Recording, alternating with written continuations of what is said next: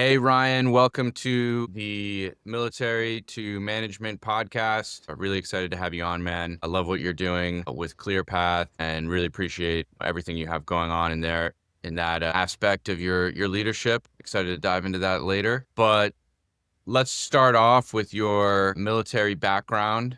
Can you kind of walk us through your service and really how that worked out for you and what that meant for you?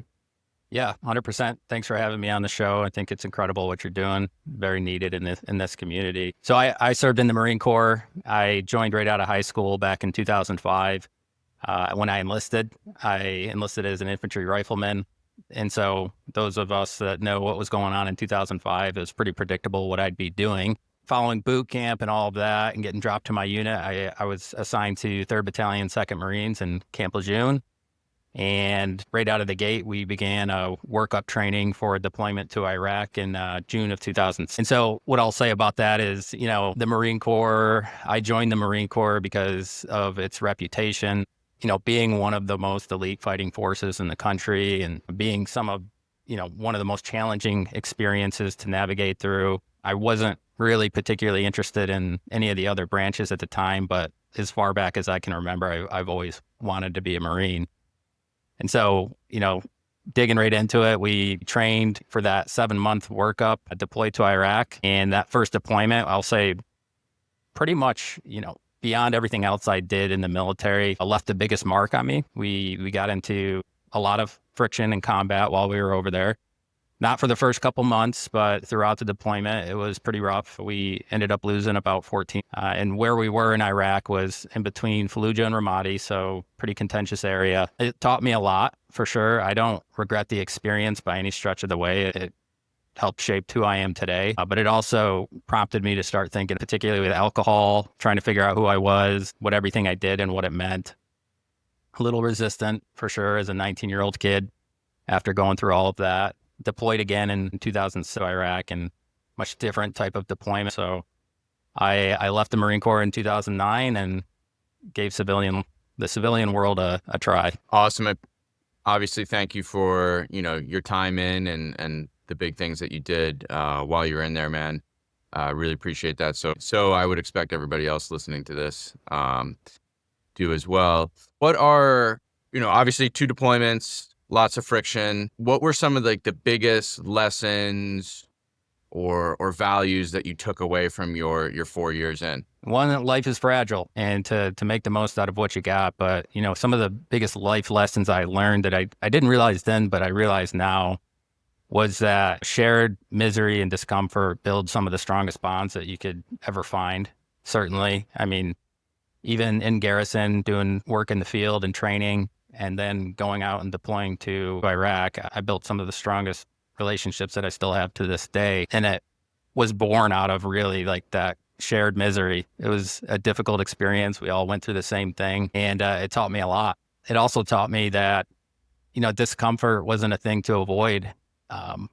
That's something that took a lot longer for me to learn. Now, the civilian world is much different in that you just have much more freedom to make your choices, to navigate whatever path you want to go down.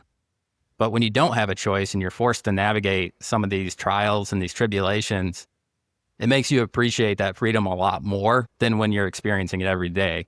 I think a lot of guys, including myself, when I left the military, it was like being flooded. I have all these choices and decisions and things that I can do with this life going forward. Like, which path should I choose to go down?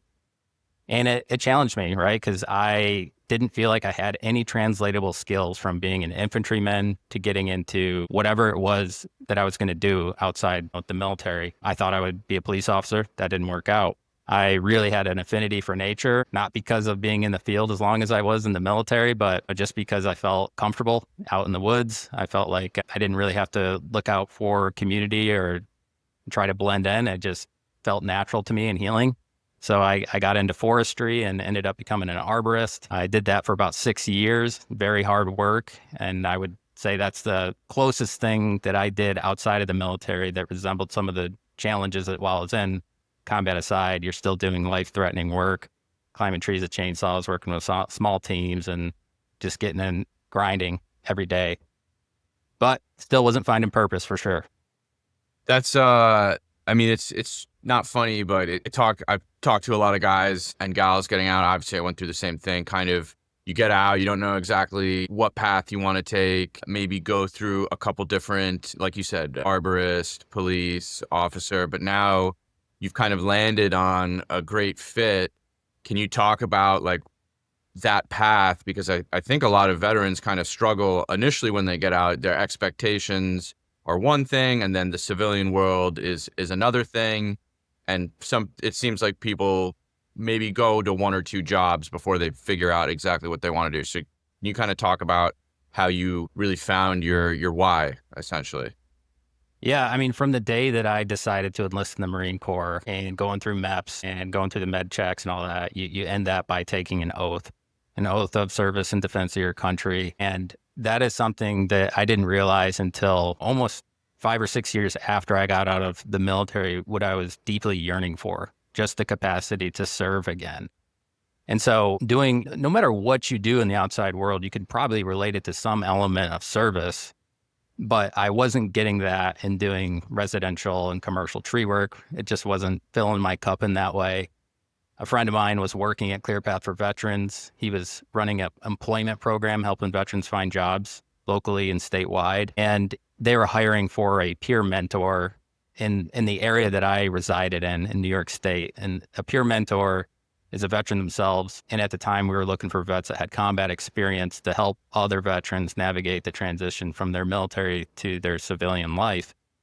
And it created a spark in me that I couldn't put it out. I was super interested. I felt like at the time, while I was very interested in it, I didn't feel like I really got my own life fully together to be qualified to help walk shoulder to shoulder with other veterans and navigate those challenges. But what I did have was the lived in experience. I did everything that I felt like I was supposed to do in terms of the boxes that you need to check. You get out, you check in with your local medical center, you go through disability and compensation, you get enrolled in college, all of these things in which I did.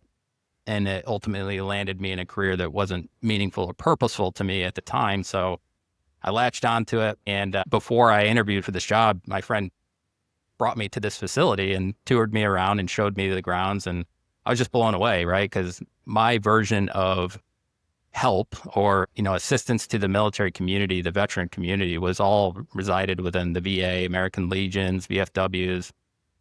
I wasn't a member of the Legions or the VFW at the time, but I was going to the VA regular, which is in, the urban jungle, downtown Syracuse, and mostly would go for clinical appointments, behavioral health.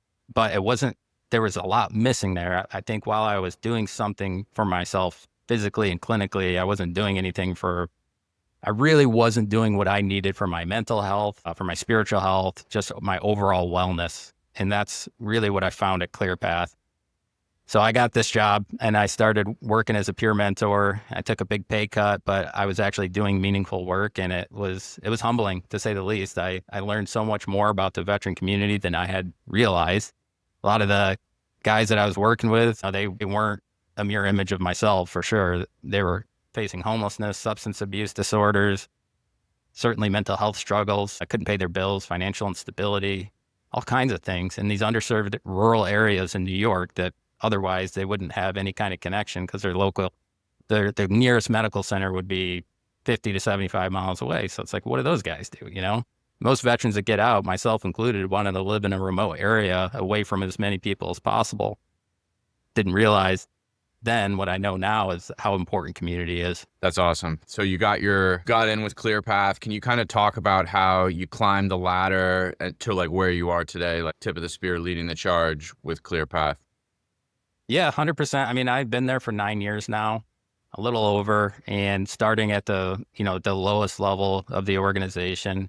And at the time I was selected as a staff member, we were just under 30 employees. I'd say less than 25, to be honest with you, covering 23 counties in New York State. Each peer mentor covered a region of between 6 and 7 counties. I was one of them.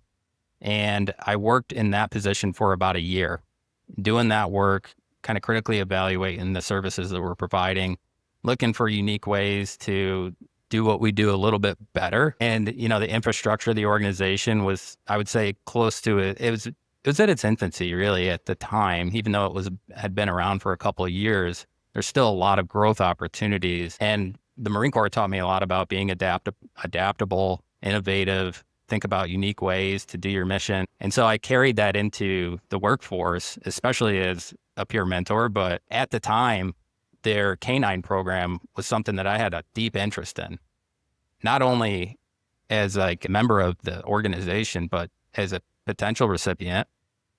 So for reference, ClearPath trains service dogs for veterans diagnosed with post-traumatic stress and traumatic brain injury. I didn't feel qualified for it, but the co-founder was like, you need to enroll in this program. It's going to be incredible and good for you. And I think you'd find a great experience in this, find healing, alternative healing that you may have not found on, any of these other pathways that you've taken. I embedded myself within that program as a peer mentor, helping some of the other veterans navigate through the training. And I also was a recipient. So I went through the training myself, and I learned so many different things, most of which was between myself and the dog I was training, and how healing that was for me and how healing it could be for so many other veterans that we could connect with. I also saw a lot of gaps, the same thing within the peer program I found within the canine program. And I started to look at different ways to change the framework. And I didn't do that by a product of my own design. I started to travel, look at other organizations that were doing this for decades longer than we were. And then I would take some of those best practices and say, why don't we try this? Or can we shut down for a few months and recalibrate, look at our standard operating procedures, some of our workflows, and do things a little bit differently. All of my business experience, I didn't get it from college. I'll tell you that. I got it from the workforce, actually being embedded. And the nice thing about the nonprofit world is it's flexible. It allows you to kind of paint the canvas and do things in such a way that give you a little bit more freedom about how you want to move the mission forward. And so I had the unconditional opportunity to do that. I did it in such a way that was very tactful. If I felt there could be a productive change to something, I would write it up, submit it to my chain of command and say, like, I think we should do this. Here's the ROI or the potential outcomes if we do it this way. And this was just a repeat thing for me. Like, I would go into a program, work for it for 6 months to a year, look at different ways we could evaluate it, improve it, and then just start moving the needle over and over and over again. Long story short, I ended up becoming the director of that canine program, became a dog trainer. I went through a certification program and did all that. And I found an accrediting body called Assistance Dogs International that establishes like the highest standards in the industry. It's only about, numbers change every year, but less than 160 in the entire world. There's 75, 76 in the States, and only 55 of them provide service dogs for the military population. And there was only 3 in New York at the time, and they were all down in New York City. So I was like, this would be a great value proposition for us if we could pursue this accreditation, make this achievement, 5-year process, but it would really it would just level the organization up. So we pursued that and ended up achieving the accreditation in 2022. So why I say all this is because, I come from such a different background, get immersed into this world, and start to just learn the tools and the trade as I'm going through the program. The experience has been the best teacher for me. And, I ended up, after becoming the program director of this canine program, I was offered a position to oversee all the programs. So ClearPath offers peer support, workforce development, family support, wellness, a canine program. The idea is a holistic model that looks at all the dimensions of wellness and provides the veteran a unique roadmap that is tailored to their situation to help them navigate whatever it is they're going through and to connect them with the right programs. So I was able to take all this experience, apply it to all of our programs and services. And, that work continues today. It's just in a different capacity. And 2024, the board of directors had asked me after our former CEO had retired or moved on that, hey, we think you should be the CEO. And I immediately was like, no, I'm not qualified. I wasn't an officer in the military. I didn't go to school for business administration. I went to school for criminal justice, forestry, and natural resources, like completely different than what I felt was qualified to be a CEO. And they're like, no, you got the lived in experience. You've been here for almost 9 years at the time. You've elevated all of our programs and services. You've secured more dollars for the organization. We want you to do this. Everybody seems to like you. I was like, okay, all right, I'll give it a shot. I actually selected it as an interim basis in the beginning. And then 6 months later, our co-founder was like, you're the guy. We need you to stay in this position. So I ended up holding fast, and I'm sticking it out 10 months later. I mean, it does sound like you're perfect for the position. You've walked through every area of the organization, made it better. Just an incredible path and journey. From you telling me, it sounds incredible. So tell me a little bit about being the CEO. What is a day in the life like? What are you doing, to further the organization? Kind of tell me a little bit about that. Yeah, going back to the beginning of 2025, I took the position in October of 24, and I had a lot of work to do to set us up for the next year. I mean, most organizations in a leadership position, you're working on your organizational goals 6 months ahead of time for the next year. You're setting up KPIs, you're looking at finances and where you can move the needle in different areas. I had a very short timeline to do all of this, but I had to build my team. I would say one of the most important lessons I've learned, both in the Marine Corps and outside in the civilian world, is surround yourself with people, not like-minded people. Like, I welcome conflict, but people that are kind of aligned in what we're fighting for. Like, we all have a mission, and there are a million different ways that we can navigate to mission accomplishment. We just needed a set of people that I could include within the circle to help me get us where we were going. So my first step was really build the team. And with that, I hired a couple new folks to be part of an executive team to really work together on some of these unique challenges, and also set up our organizational goals. When I put our organizational goals together, I didn't just say, I've been with the organization for 9 years. I know what's best for this place. I'll figure it out. I went to the community and those that we serve, and we did a bunch of targeted focus groups to know, like, the good, bad, and indifferent. What are we doing? What are we doing well? How can we improve upon our programs and services? You're either a veteran, a donor, a community member, a family member that participated in one of our events. What did you think about it? What could we do better? How could we improve our communication?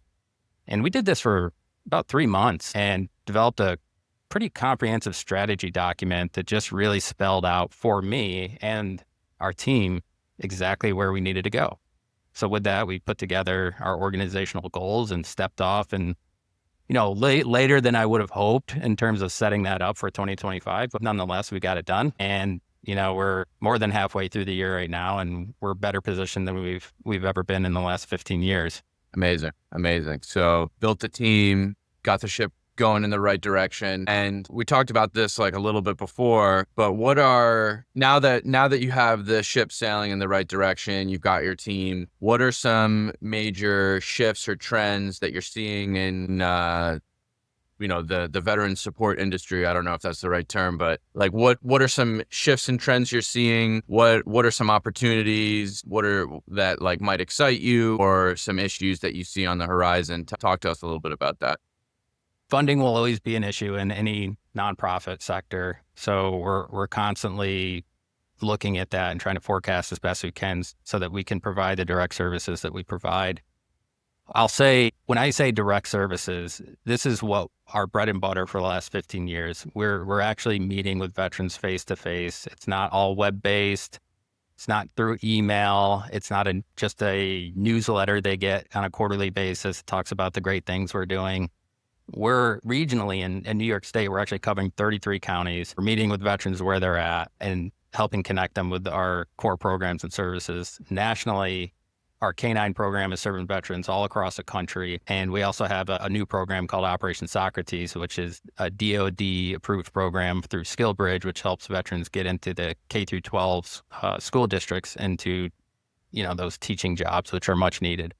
For me, I always want to understand the unique challenges veterans are facing now, right? Not like just what we were facing at the decline or the end of Operation Iraqi Freedom or Enduring Freedom or New Dawn. Like, what are veterans challenged with now? A lot has changed, but a lot hasn't changed too, because we're still serving Vietnam era veterans that are struggling with the same things that our post 9/11 veterans are facing. Mental health is a big issue. Access to care and community care is a big issue as well. There are a lot of barriers to that. And for us, we look at this data, and a lot of it is research based, and we try to evaluate our programs and look at how we can set this up so that we're actually addressing these unique needs and challenges that veterans are facing. And those are the things that I will always challenge the organization to do. We've been doing this program for a year. Let's look at the metrics, but let's actually go to the veteran themselves and ask, is it that we could do better? And what are your functional needs? A lot of the veterans I work with, the cost of living is going up. Things are not the same as they were a year ago or 10 years ago. Things are just changing so rapidly. That includes technology and everything else.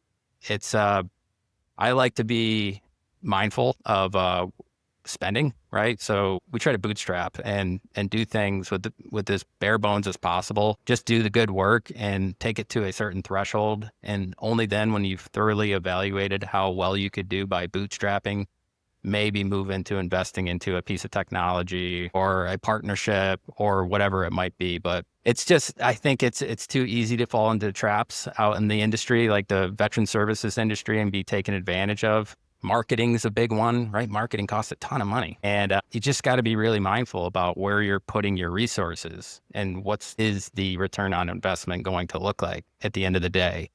Because a pretty website or a nice logo doesn't always equate to the best services that your organization can provide. So really just critically evaluating, like, what is the value in doing this? And before you take that step, go to your board, go to your team members and ask hard questions. So you kind of touched on it, but like, as these, obviously the trends and what the veterans need are changing, and funding is probably always a challenge. Are you adjusting, you just did your whole business strategy. Like, how often are you adjusting your strategy based on things you're learning? Is it like a quarterly, monthly, yearly? Like, how flexible are you on your strategy, like, to take advantage of these opportunities or combat these like types of issues?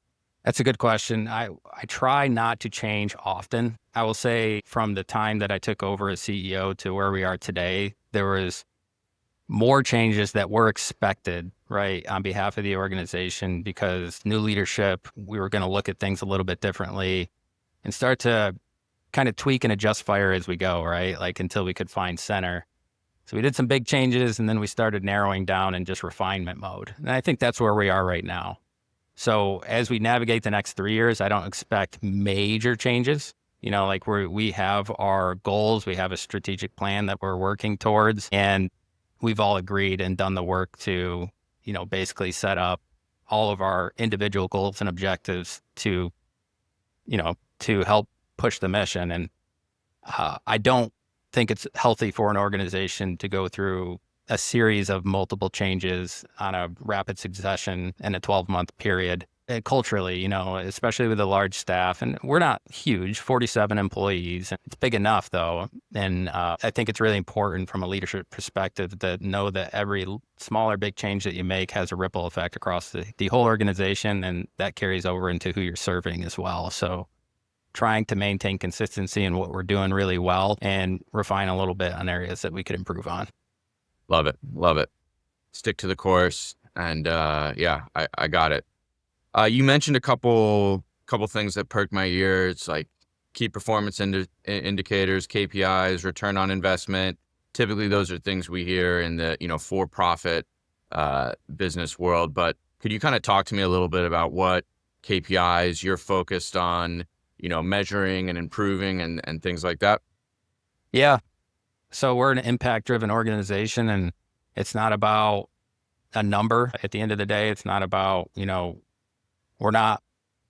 get a revenue return for the services that we provide. So when I say impact, we're looking at how are we actually moving the needle within each individual veteran's life. So when we're asking questions and trying to get feedback from our veterans, we're asking about quality of life, isolation, mental health, symptomatic post-traumatic stress, engagement. Like what are they better now than they were before they engaged with ClearPath? And so when I'm looking at every job across the organization, one of our goals is to innovate programs and services and broaden partnerships and outreach. So build more relationships, because we're really strongly emphasizing connection this year and trying to connect with as many veterans as possible, because we know that community is a very important component to veterans finding whatever path they're going to go down. That's something that I didn't know when I got out, right? Like I figured I can't relate to anybody and I can't connect because there's nothing that I've done that they can identify with. So I just did everything in isolation, try to go at it myself. And that was a hard lesson learned. And it took me several years to finally break through some of those barriers and reach out to a hand that was offering me help. And that's what ClearPath's trying to do. So when we look at our KPIs, it could be, we use a SMART framework for those organizational goals. Every employee across our team is doing something independently that is aggregating towards moving the needle on those goals. And I'll say that took a lot of work. I mean, it doesn't seem like a lot, but we have multiple departments. Most of them are programmatic. We don't have a lot of administration in the organization, and that's intentional because we really are emphasizing the direct programs and services that we're providing. And we invest in, like, we have half of our staff are civilians and half are military. So it's a very blended background. It's unique. And a lot of the times that can add to conflict, but more often than not, it's very helpful because that is what we're trying to do, is bridge the division between the military and civilians, like bridge that together so that we're working in unison to help veterans find whatever it is they're going to be doing in this outside world. Yeah, I mean, we're looking at things like our performance management systems, how often we're checking in with folks, how we're measuring these objectives and these goals, and it's a daily task. That's something that I look at every day. Awesome. Yeah, that definitely makes sense. Impact-driven KPIs, how many people you're helping. I hope you continue to improve those numbers, man. That's just such a great mission. Where would you want to see ClearPath, like 6 months, a year from now? Like where's your ideal spot for ClearPath as far as like, any specific KPIs that you're trying to get to? And then if there's like one major roadblock that you could remove, like what would that be? So one of the things we're doing is we're looking at our flagship program, our K9 program, and we're going to expand its footprint. So right now we have 40 service dogs in training. We're placing between 12 and 15 every year. We feel that we could triple that with a campus expansion. So we're embarking on a capital campaign to build out our facility. Right now, everything's housed in a lodge that sits on 78 acres. There's a lot of property to work with, but we need to expand our K9 program because we have more dogs and veterans connecting that to that program than we can handle just by spatial limitations. If we do this, again, we can triple the number of veterans that we're placing with service dogs each year. It's a costly endeavor with everything going on in the climate. Cost of goods and services has continued to go up. Materials, everything is just through the roof. So we're looking at conservative ways of doing this, but it's going to be a multi-million-dollar project. To say that's going to be completed within 6 months is completely unrealistic, but I think it's achievable within the next 3 years. We're also trying to expand our digital footprint as well. Now, I told you we've been doing direct services for the last 15 years, and we don't ever want to breach the integrity of that. That's really important to us and something that we'll continue to do. But we also realize there are a lot of veterans and service members and family members that the barrier to us is that we're on a physical campus open Monday through Friday and some Saturdays throughout the month. And sometimes they can't get to us during the week, or they're only connecting with us via email.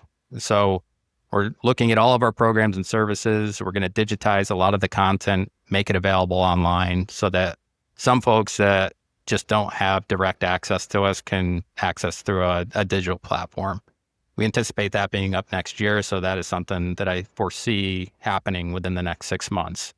Excited about that. From a brick and mortar standpoint, we're doing things really well in New York State. I don't anticipate any kind of national brick and mortar expansion. One of our early visions, though, was for communities to invite us in if they were interested in having a clear path in their location. So doing things like this and spreading the word is great for us because it helps us build better understanding of who we're serving and what are the gaps, not just regionally, but nationally. We're very in tune to New York State, but we're fortunate that we have a couple active and guard units right next to us as well. And we provide direct services to them on a regular basis. Fort Drum, 10th Mountain Division, Syracuse 174th Attack Wing, Air National Guard. And I think at this point, I know that without a doubt, every community could benefit from having a clear path in their community, right? And the other thing too is we take a very collaborative mindset. So looking for other partners and organizations that are doing similar work that we're doing or doing different work that we're not doing to build within our partner list to refer other veterans and family members to. So it takes a village. Awesome. If anybody wants to look up ClearPath or help ClearPath, what can they do? What can they do to help you guys or connect with you guys? We're always seeking partnerships. I was mentioning before that businesses, corporations that have a giving program or are looking to give back in a unique way, ClearPath is a great option. In the last 2 years, we served 7,500 veterans and family members with over 25,000 acts of service. So we're doing the work, and I think it's important that the community surrounds the veteran population as they're coming home. That's just a unique way to give back. Also, you can connect with us. You can call one. You can just give the office a call. You can ask to speak with me. You can connect with us on our website. All the social media platforms we're available on as well. Awesome. If you could give one piece of advice to other veterans, guys and gals who are getting out of the service, just any advice for them getting out, or also if they have aspirations to get into a leadership role, like a CEO role like you, what kind of advice would you give to those people? Don't disqualify yourself for one. It doesn't mean carry a big ego with it by any stretch of the way. I think it's important to remain humble, have a willingness to learn and to take a lower seat sometimes. Sit down with folks that have walk the path before you. And if you can get into a cadence with somebody that's retired and has been a CEO or has been in a leadership position and meet with them regularly, that's really important in my mind. I've gained some of the most important pieces of wisdom and knowledge just by getting into a cadence like that. Don't be afraid of discomfort. Always approach it with an open mind. And when you're feeling like there's something you don't want to do because you're nervous or it's going to push your limits, that's all the more reason to do it. Just get out there, and it's okay to fail. It's going to make you better in the long run. I know that's a message that I hear all the time, but I think it's really important. I wouldn't have become a CEO if I didn't approach a lot of uncomfortable situations, for sure. And I certainly wouldn't be doing an interview like this. That's 100%. I wouldn't feel qualified. But I had to go through a lot of those trials in order to get to this position. So, don't avoid it. Love it. That's great advice. And I've benefited from mentorship, post-military as well. So that's something that hits home with me. Does ClearPath offer mentorship programs for veterans, or do you have any suggestions when it comes to that? So as part of our peer mentor program, every peer mentor will help mentor another veteran through whatever those unique circumstances that they're dealing with, right? As far as on the job training and things like that, we do offer various internships and that kind of thing. But yeah, for skill-based training and all of that, we're mostly connecting with other providers to set veterans up within their specific niche and what they're looking for. I think it's really important. There are a lot of leadership programs out there locally, nationally, specific to veterans to connect with. Because there's a lot of value in building a community and a network of support through mentorship. Amazing. Anything else that you want to share, man, with anybody who is going to listen to this? Possible tips, tricks, anything about your journey that you want to just end on? I think one of the biggest things I've learned too is I never was a reader. I didn't really enjoy reading much while I was in the military, but after I got out and when I started to think about just making some better improvements in my life, I started just digging into books, and then I became kind of a book addict. I would say read everything as much as you possibly can. There's so many good books out there. That's just a small piece of advice that I would say everybody should do. That's such good advice. I would second that. A lot of the things I've learned and have helped me progress post-military came from reading books. Yeah. And trying to, and it's also good to like reflect and teach yourself based on the books you're reading, vice maybe going to school and having a professor's opinion shoved down your throat. So yeah, that's great advice. Thanks. All right, Ryan, appreciate having you on. That was a fantastic story, and appreciate everything you're doing at ClearPath. Best of luck to you, man. And if there's anything I can ever do to help, you've got my information. Thanks, Eamon. I appreciate it. Appreciate it.